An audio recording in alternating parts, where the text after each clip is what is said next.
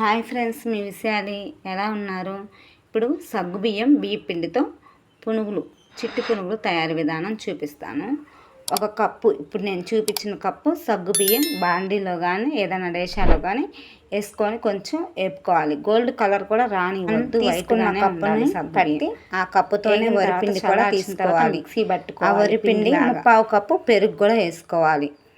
పెరుగు వేసుకొని పక్కన పెట్టేసేసుకోవాలి. ఫస్ట్ మనం ఒక 2 పెద్ద ఉల్లిపాయలు సన్నగా కట్ చేసుకోవాలి. 4 పచ్చిమిర్చి కట్ చేసుకోవాలి, పక్కన పెట్టేసుకోవాలి. కొంచెం కరివేపాకు తీసుకోవాలి.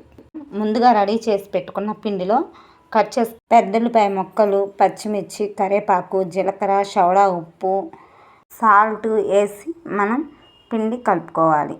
గట్టిగా కొంచెం పునుగుల పిండి ఎలా అయితే కలుపుకుంటామో అలా కలుపుకోవాలి. కలుపుకొని ఒక పావు గంట పక్కన పెట్టేసుకోవాలి. అండి పెట్టేసుకొని ఆయిల్ పోసుకోవాలి. ఆయిల్ బాగా వేడెక్కాలి. వేడెక్కిన తర్వాత చిన్న చిన్న పునుగుల్లా వేసుకోవాలి. కొంచెం వాటర్ సహాయంతో రౌండ్గా పునుగుల్లా చేసుకొని మనం బాండీలోకి వేసుకోవాలి.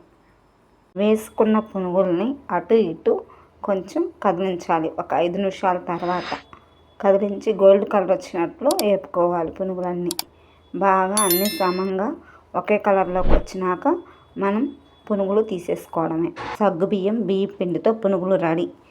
వీడియో నచ్చితే లైక్ చేసి మీరు కూడా ట్రై చేయండి ఫ్రెండ్స్. Bye friends.